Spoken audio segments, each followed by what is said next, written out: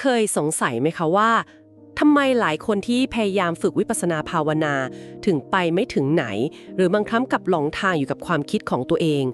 นั่นอาจเป็นเพราะเรากำลังออกเดินทางในใจที่ซับซ้อนโดยไม่มีแผนที่ค่ะใน EP แรกของ The Masters Decode ถอดรหัสปรมาจารย์ฉันจะพาทุกคนไปพบกับกุญแจสำคัญที่จะช่วยปลดล็อกการปฏิบัตินั่นคือความรู้เบื้องต้นเกี่ยวกับพระไตรปิฎกค่ะเราจะมาถอดรหัสคำสอนของดร.สุพีทุมทองอาจารย์ผู้ย่อยคัมภีร์ที่ลึกซึ้งให้กลายเป็นระบบที่เข้าใจง่ายมาดูกันค่ะว่าพระไตรปิฎกไม่ใช่แค่ตำราบนหิ้งแต่มันคือคู่มือการใช้ชีวิตและการฝึกจิตที่แน่นยำที่สุดในโลกไปถอดรหัสพร้อมกันค่ะสวัสดีค่ะผู้ฟังทุกท่านขอต้อนรับเข้าสู่การเจาะลึกข้อมูลที่จะพาเราดำดิ่งลงไปในแก่นแท้ของความรู้กันค่ะวันนี้เราจะมาทำการสำรวจคัมภีร์ซึ่งถือว่าเป็นรากฐานที่สำคัญที่สุดเลยนะคะสำหรับใครก็ตามที่สนใจการฝึกจิตและวิปัสสนาภาวนานั่นก็คือเรื่องราวของพระไตรปิฎกค่ะซึ่งปกติเวลาได้ยินคำนี้หลายคนอาจจะนึกถึงตู้หนังสือใบใหญ่ๆในวัดที่ดูขลังๆใช่ไหมคะสวัสดีครับทุกท่านยินดีมากครับที่ได้มารวมถอดรหัสข้อมูลกันในวันนี้ใช่เลยครับภาพจำของพวกเราส่วนใหญ่เนี่ยคือมองว่าพระไตรปิฎกเป็นเรื่องที่ไกลตัวเข้าถึงยากหรือเป็นเพียงตำราเก่าแก่บนหิ้งแต่สิ่งที่น่าทึ่งก็คือแหล่งข้อมูลหลักของเราในวันนี้ซึ่งมาจากคำบรรยายของดร.สุพีทุมทองท่านได้พลิกมุมมองนั้นไปอย่างสิ้นเชิงเลยครับพลิกมุมมองยังไงคะคือท่านอธิบายจนเราเห็นภาพเลยครับว่าพระไตรปิฎกเนี่ยแท้จริงแล้วคือแผนที่ที่ใช้งานได้จริงในชีวิตประจำวันโดยเฉพาะอย่างยิ่งสำหรับผู้ที่กำลังฝึกวิปัสสนานะครับภารกิจของการพูดคุยของเราในวันนี้ก็คือการมาทำความเข้าใจกันครับว่าทำไมเราถึงต้องเรียนรู้และเข้าใจรากฐานเหล่านี้ก่อนที่เราจะเริ่มออกเดินทางสำรวจจิตใจของตนเองครับน่าสนใจมากๆค่ะแบบนี้เราลองมาแกะรอยเรื่องนี้กันทีละก้าวเลยดีกว่าค่ะถ้าเราย้อนกลับไปถึงจุดเริ่มต้นจริงๆภายใต้ร่มเงาของต้นพระศรีมหาโพธิ์ในตอนที่พระพุทธเจ้าเพิ่งตรัสรู้ใหม่ๆตอนนั้นคำสอนถูกเรียกว่าพระไตรปิฎกเลยหรือเปล่าคะหรือว่ามันมีวิวัฒนาการมายังไงคะนานมากครับคือในยุคแรกเริ่มนั้นคำสอนยังไม่ได้ถูกเรียกว่าพระไตรปิฎกอย่างที่เรารู้จักกันเลยนะครับแต่ถูกเรียกรวมๆสั้นๆว่าธรรมะเท่านั้นเองครับอ๋อแค่คำว่าธรรมะคำเดียวเลยเหรอคะใช่ครับคำว่าธรรมะคำเดียวนี้ครอบคลุมสิ่งที่พระองค์ทรงรู้ทรงเห็นและนำมาบอกกล่าวแก่โลกทั้งหมดเลยครับถ้าเรามองภาพใหญ่ลงไปในรายละเอียดบริบทในช่วง7 วันหลังจากที่พระองค์เสวยวิมุตติสุขหรือความสุขอันเกิดจากความหลุดพ้นนั้นเป็นช่วงเวลาที่สำคัญมากครับความสุขอันเกิดจากความหลุดพ้นแค่ได้ยินก็รู้สึกสงบตามแล้วค่ะแล้วในช่วง7 วันนั้นเกิดอะไรขึ้นบ้างคะในช่วงเวลานั้นพระองค์ได้พิจารณาธรรมที่ลึกซึ้งครับและได้เปล่งอุทานออกมาใน3ช่วงยามของราตรีซึ่งอุทานทั้ง3ช่วงนี้แหละครับที่สะท้อนถึงแก่นแท้ของคำสอนทั้งหมดเลยลองจินตนาการตามนะครับในช่วงปฐมยามหรือยามแรกค่ะยามแรกพระองค์ทรงพิจารณาเรื่องปฏิจจสมุปบาทและอริยสัจสี่ครับซึ่งเป็นเรื่องของการทำความเข้าใจเหตุและปัจจัยที่ทำให้เกิดความทุกข์ว่าความทุกข์เนี่ยมันก่อตัวขึ้นมาได้ยังไงพอเข้าสู่ช่วงมัชฌิมยามหรือยามที่2พระองค์ทรงเปล่งอุทานถึงพระนิพพานครับพระนิพพานซึ่งก็คือเป้าหมายสูงสุดเป็นภาวะที่สิ้นสุดเงื่อนไขทั้งปวงหรือการดับทุกข์อย่างสิ้นเชิงนั่นเองครับแปลว่ายามแรกคือการชี้ให้เห็นตัวปัญหาและสาเหตุใช่ไหมคะส่วนยามที่2ก็คือการชี้ให้เห็นเป้าหมายว่าปลายทางคืออะไรใช่ไหมคะเนี่ยถูกต้องเลยครับเข้าใจถูกเป๊ะเลยและพอถึงช่วงปัจฉิมยามหรือช่วงท้ายของคืนนั้นพระองค์ก็ทรงพิจารณาถึงมรรคมีองค์8หรือโพธิปักขิยธรรม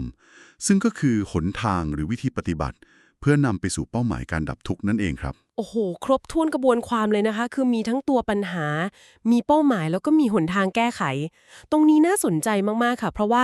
มีประโยคนึงจากคำบรรยายของดร.สุพีที่รู้สึกว่าท่านยกตัวอย่างเปรียบเทียบไว้ได้เห็นภาพสุดๆเลยค่ะประโยคไหนครับท่านเปรียบเทียบการเกิดขึ้นของมรรค8ที่เข้าไปทำลายกิเลสไว้ว่า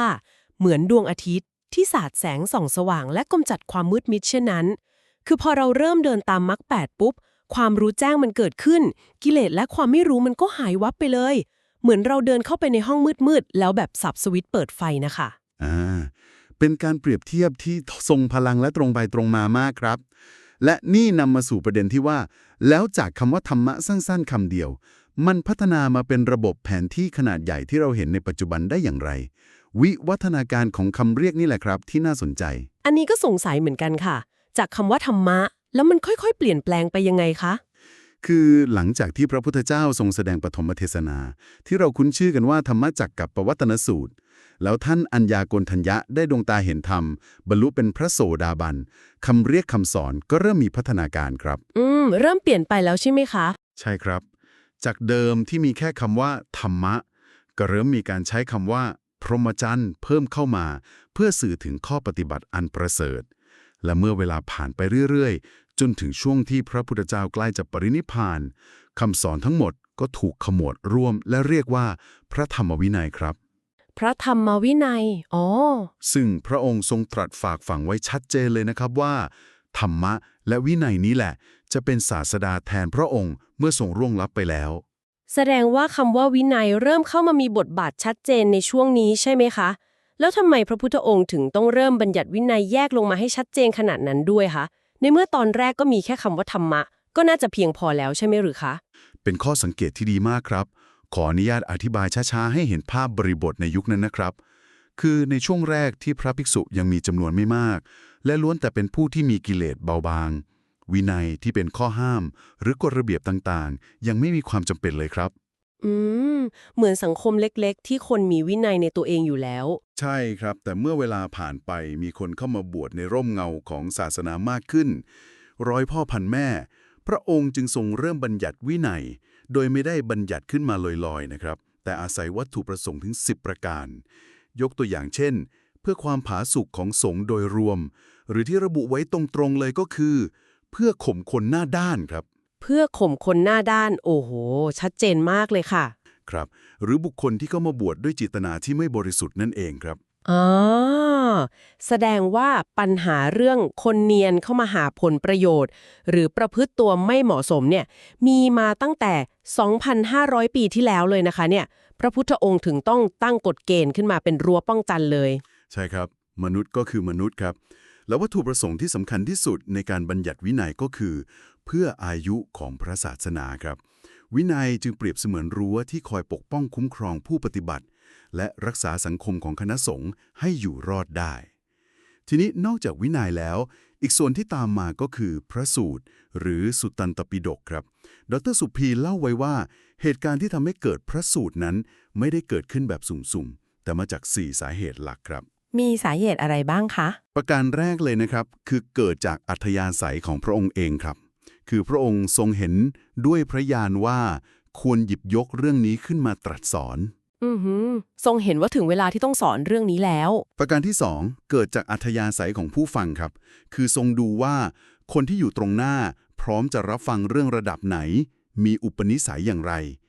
ประการที่ 3 เกิดจากการตั้งคำถามครับ ทั้งจากบุคคลภายนอก และภิกษุด้วยกันเองมาทูลถาม และประการสุดท้ายล่ะคะ ประการสุดท้ายเกิดจากเหตุการณ์เฉพาะหน้าที่ที่เกิดขึ้นในขณะนั้นครับ พระองค์ก็จะทรงแสดงธรรมให้สอดคล้องกับบริบทนั้นๆครับ โอ้โห พอฟังแบบนี้รู้สึกว่ามันสะท้อนถึงความยืดหยุ่น และความเป็นครูผู้ยิ่งใหญ่ของพระพุทธเจ้ามากๆเลยนะคะ คือไม่ได้มีสคริปต์ตายตัวแต่ปรับเปลี่ยนไปตามบริบทตามคำถาม และตามความพร้อมของคนฟัง เหมือนเป็นการตัดเสื้อให้พอดีตัวกับแต่ละคนเลย แล้วข้อมูลเยอะแยะพวกนี้มันถูกรวบรวมมาได้ยังไงคะเนี่ย สิ่งที่กำลังสัมผัสได้นี่แหละครับนำไปสู่เหตุการณ์ประวัติศาสตร์ที่สำคัญที่สุด นั่นคือการสังคายนาครั้งที่ 1 ครับ หลังจากการปรินิพพานที่ประชุมสงฆ์นำโดยท่านพระมหากัสสปะ ได้ทำการตกลงกันว่าจะต้องมีการรวบรวมคำสอนทั้งหมดไว้ไม่ให้สูญหาย และสิ่งที่พวกท่านเลือกที่จะสังคายนาก่อนเป็นอันดับแรกเลยทายสิครับว่าคืออะไร ถ้าฟังจากเราคุยกันเมื่อสักครู่นี้ เดาว่าน่าจะเป็นวินัยหรือเปล่าคะ ถูกต้องที่สุดครับ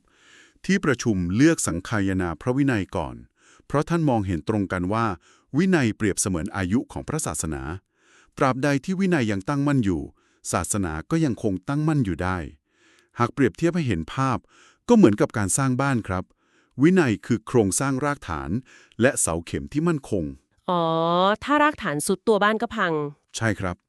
หากรากฐานสุดธรรมะส่วนอื่นๆ หรือตัวบ้านก็ยากที่จะตั้งอยู่ได้อย่างมั่นคงครับ ชัดเจนเลยค่ะ เพราะเราเห็นแล้วว่าพระวินัยคือเสาเข็มของบ้าน คำถามที่ตามมาคือ แล้วตัวบ้านหรือคำสอนที่อยู่ข้างในล่ะคะ มันถูกจัดระเบียบยังไง ไม่ให้กระจัดกระจาย ตรงนี้แหละที่เราต้องมาเจาะลึกความหมายของคำว่าปิฎกหรือที่หลายคนแปลกันว่าตะกร้า3 ใบใช่ไหมคะคำนี้แท้จริงแล้วมันมีความหมายลึกซึ้งยังไงคะ เราถึงต้องให้ความสำคัญกับมันขนาดนี้ ถ้าเราถอดรหัสคำว่าปิฎกตามรากศัพท์ตามที่ดรสุพีอธิบายไว้ปิฎกแปลความหมายหลักๆได้2 อย่างครับความหมายแรกคือปริยัติซึ่งก็คือภาคทฤษฎีหรือคำสอนที่ผู้ปฏิบัติจะต้องศึกษาเล่าเรียนให้เข้าใจเสียก่อนเพื่อให้การลงมือปฏิบัติมีทิศทางที่ถูกต้องไม่หลงทางครับแล้วความหมายที่2ล่ะคะส่วนความหมายที่2คือภาชนะครับหรือสิ่งที่เป็นตัวรวบรวมคำสอนหมวดหมู่ต่างๆเอาไว้ด้วยกันเหมือนตะกร้าที่คอยจัดระเบียบของไม่ให้หล่นกระจัดกระจายนั่นเองครับ ถ้างั้นเราลองมาเปิดตะกร้าดูทีละใบกันดีกว่าค่ะ เริ่มจากตะกร้าใบแรก วินัยปิฎกที่เราบอกว่าเป็นเสาเข็มตะกร้าใบนี้มีหน้าที่อะไรบ้างคะ ดรสุพีอธิบายความหมายของวินัยไว้ 3 ประการหลักๆ ครับคือ 1. ในต่างๆ 2. ในพิเศษ และ 3. เครื่องฝึกกายวาจาครับ เครื่องฝึกกายวาจานี่น่าจะชัดเจนและใกล้ตัวพวกเราที่สุดเลยนะคะ เพราะวินัยมันทำหน้าที่เป็นกรอบกติกาที่ช่วยสกัดกั้นไม่ให้เราทำพฤติกรรมที่เบียดเบียนตนเองและผู้อื่น ถือเป็นจุดเริ่มต้นเบสิกที่สุดของการเตรียมพื้นที่ให้จิตใจสงบเลย แล้วตะกร้าใบที่2ล่ะคะ ตะกร้าใบที่ 2 นี้เต็มไปด้วยเรื่องราวและบทสนทนาครับ นั่นคือสุตตันตปิฎกหรือพระสูตร ในความหมายเชิงลึกแล้วพระสูตรมีความหมายถึง 6 ประการด้วยกันครับ แต่สิ่งที่ผมอยากชวนให้ลองนึกภาพตาม คือการเปรียบเทียบที่ปรากฏในคำบรรยายครับ ท่านเปรียบพระสูตรไว้หลายมิติมาก เปรียบเทียบยังไงบ้างคะ เช่น เปรียบเหมือนข้าวกล้าที่ออกรวง ที่พอเติบโตก็สามารถนำมาหล่อเลี้ยงให้ประโยชน์กับชีวิต เปรียบเหมือนแม่โคที่หลั่งน้ำนม ซึ่งมอบสารอาหารที่เป็นประโยชน์ต่อผู้ดื่มกิน และภาพที่สะท้อนถึงผู้ปฏิบัติธรรมได้ชัดเจนที่สุด คือการเปรียบพระสูตรเป็นเสมือนเส้นด้ายของช่างไม้ครับ เลื่อยท่อนไม้ให้มันตรงเป๊ะเนี่ยเขาเอาตาเล็งเปล่าๆไม่ได้นะคะ เขาต้องใช้เส้นด้ายที่ชุบสีขึงให้ตึง แล้วดีดลงไปให้เกิดเส้นรอยตรงๆบนเนื้อไม้เสียก่อน พระสูตรก็ทำหน้าที่แบบนั้นเลยใช่ไหมคะ ใช่เลยครับ คือเป็นตัวร้อยรัดคำสอน ขีดเส้นตีกรอบแนวทางการปฏิบัติของเราไม่ให้เป๋ หรือว่าออกนอกลู่นอกทางไปจากมรรคมีองค์ 8 คือช่วยประคองให้เราเดินตรงเป๊ะไปสู่เป้าหมาย ไม่ให้ความคิดเราเตลิดไปเอง เป็นการขยายความที่เห็นภาพชัดเจนมากครับ และเมื่อเรามีเส้นได้ตีเส้นนำทางที่ตรงเป๊ะแล้ว เราก็พร้อมที่จะก้าวเข้าไปสู่เนื้อหาในระดับที่ลึกซึ้งที่สุด ซึ่งก็คือตะกร้าใบที่ 3 อภิธรรมปิฎกครับ อภิธรรมนี่แหละค่ะที่หลายคนบ่นว่ายากจังเลย มันคืออะไรกันแน่คะ อภิธรรมเป็นเรื่องของสภาวธรรมล้วนๆครับ ในนี้จะไม่มีการผูกเป็นเรื่องราว ไม่มีนิทาน ไม่มีนายกนายขออีกแล้ว ความหมายของอภิธรรมตามที่ดรสุพีระบุมีถึง 5 ประการด้วยกันครับ มีอะไรบ้างคะ คือเป็นธรรมะที่เจริญ เป็นธรรมะที่แยกแยะรายละเอียดไว้อย่างลึกซึ้ง เป็นธรรมะที่ควรบูชา เป็นธรรมะที่อุดมสมบูรณ์ และประการสุดท้ายคือ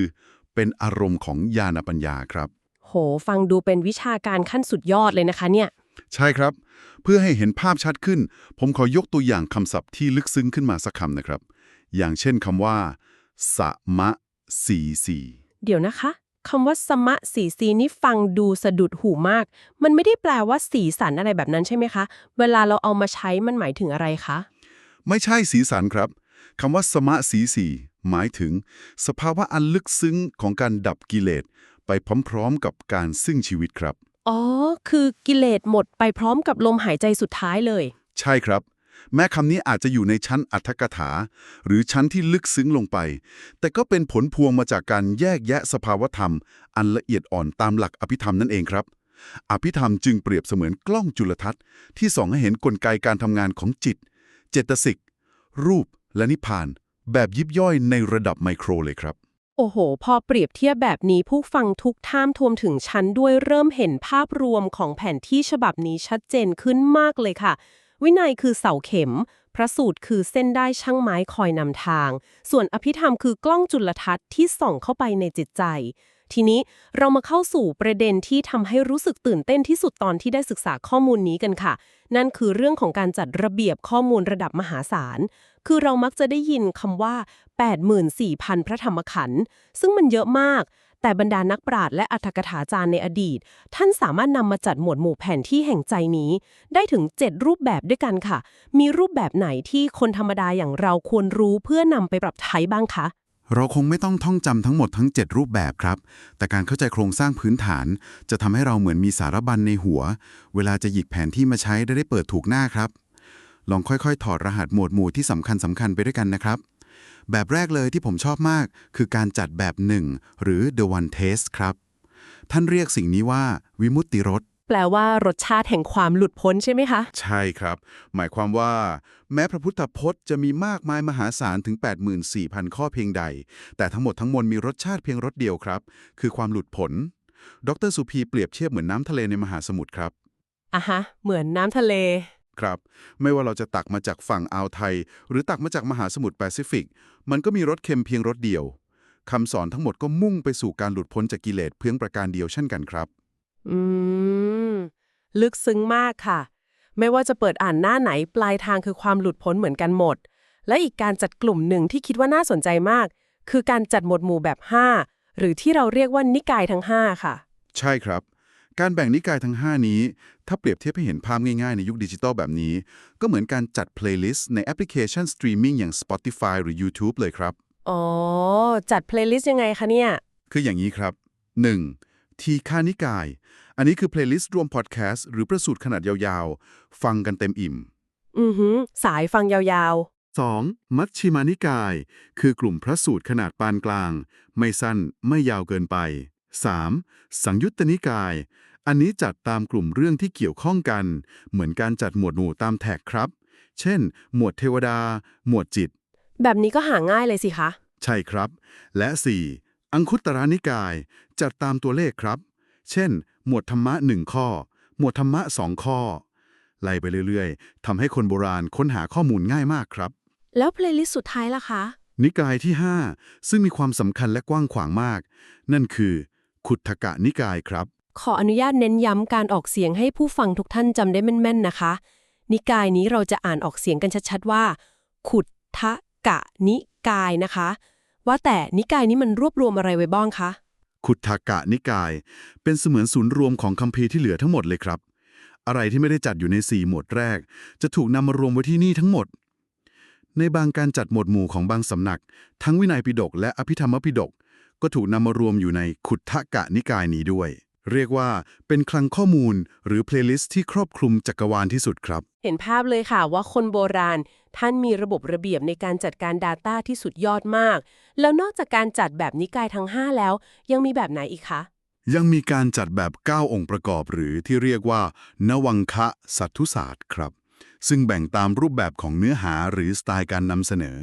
เพื่อให้เห็นภาพง่ายๆ ผมขอยกตัวอย่างสัก 3 หมวดที่น่าสนใจนะครับ ได้เลยค่ะ เช่น หมวดชาดก คือหมวดที่รวบรวมเรื่องราวในอดีตชาติของพระพุทธเจ้า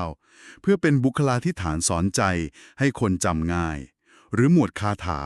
คือหมวดที่เป็นบทกวีล้วนๆมีความไพเราะกระชับท่องจำได้ง่าย แล้วหมวดที่ 3 ล่ะคะ มีอันไหนน่าสนใจอีกคะ หมวดเวทลาครับ หมวดนี้มีความน่ารักและมีชีวิตชีวามาก เป็นลักษณะของการสนทนาถามตอบครับ ถามตอบกันยังไงคะ คือเมื่อผู้ฟังได้ฟังคำตอบจากพระพุทธองค์แล้ว เกิดความปีติยินดี เข้าใจแจ่มแจ้ง ก็เลยซักถามลึกลงไปเรื่อยๆ สะท้อนให้เห็นถึงบรรยากาศ แห่งการเรียนรู้ที่เต็มไปด้วยความสุข และความกระตือรือร้นในยุคนั้นครับ โห ฟังดูเหมือนเป็นวงสนทนาที่สนุกมากเลยนะคะ ทีนี้ก็มาถึงตัวเลขที่คุ้นหูคนไทยมากที่สุดค่ะ 84,000 การจัดแบบ 84,000 พระธรรมขันธ์นี่เขาแบ่งสัดส่วนกันยังไงคะแบบนะคะ 84,000 ข้อ ฟังดูเหมือนเยอะจนชาตินี้ก็อ่านไม่จบ แล้วคนธรรมดาอย่างเราจะเริ่มยังไงคะเนี่ย ไม่ต้องตกใจไปครับ ตัวเลข 84,000 นี้เป็นการนับหน่วยย่อยที่สุดของคำสอนครับ โดยแบ่งออกเป็นวินัยปิฎก 21,000 พระธรรมขันธ์ สุตตันตปิฎก 21,000 พระธรรมขันธ์ อ่ะฮะ แล้วส่วนที่เหลือล่ะคะ และอภิธรรมปิฎก ซึ่งอย่างที่เราคุยกันว่า มันมีความละเอียดแยกย่อยมากที่สุด ก็เลยมีถึง 42,000 พระธรรมขันธ์ครับ รวมกันเป็น 84,000 พอดีครับ อ๋อ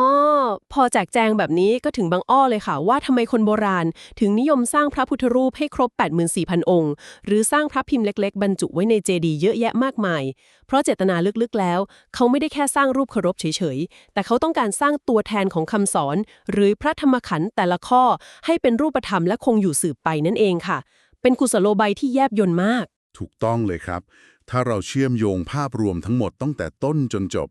สิ่งที่ดร.สุพีทุงทองพยายามจะสื่อสารให้พวกเราเห็นก็คือ กระบวนการอันยาวนานตั้งแต่การตรัสรุมใต้ต้นพระศรีมหาโพธิ์เถผ่านการสังคายนา ผ่านการจัดหมวดหมู่ และการปกป้องคุ้มครองจากอัตถกถาจารย์รุ่นแล้วรุ่นเล่า ทั้งหมดนี้ก็เพื่อรักษาสภาพความบริสุทธิ์ของแผนที่ฉบับนี้เอาไว้ ให้ส่งมาถึงมือเราอย่างสมบูรณ์ที่สุดครับ ฟังแล้วขนลุกเลยค่ะ แล้วข้อมูลทั้งหมดนี้มันมีความหมายต่อเราในยุคปัจจุบันยังไงคะ ฉันว่านี่คือจุดที่ทรงพลังที่สุดเลยนะคะ การที่ความรู้ระดับ 84,000 พระธรรมขันธ์ถูกส่งต่อและจัดหมวดหมู่มาอย่างเป็นระบบ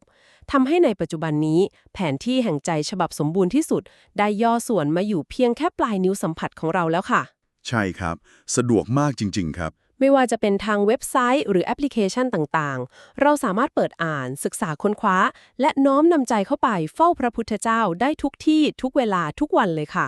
มันคือความโชคดีมหาศาลของผู้ปฏิบัติธรรมในยุคดิจิทัลแบบเราจริงจริงครับ และผมอยากฝากข้อคิดทิ้งท้าย เพื่อต่อยอดจากสิ่งที่เราคุยกันมาทั้งหมดครับ ถ้าเรามองให้ลึกลงไป หากพระไตรปิฎกมีถึง 84,000 พระธรรมขันธ์นั่นก็แปลความหมายได้ว่า พระพุทธองค์ได้ทรงมอบทางเข้า หรือประตูสู่การดับทุกข์ไว้ให้เราถึง 84,000 บานครับ ๆ 84,000 ประตูเลยนะคะ ใช่ครับ หน้าที่ของเราในฐานะผู้ฝึกวิปัสสนา หรือผู้ที่สนใจจะพัฒนาจิตใจ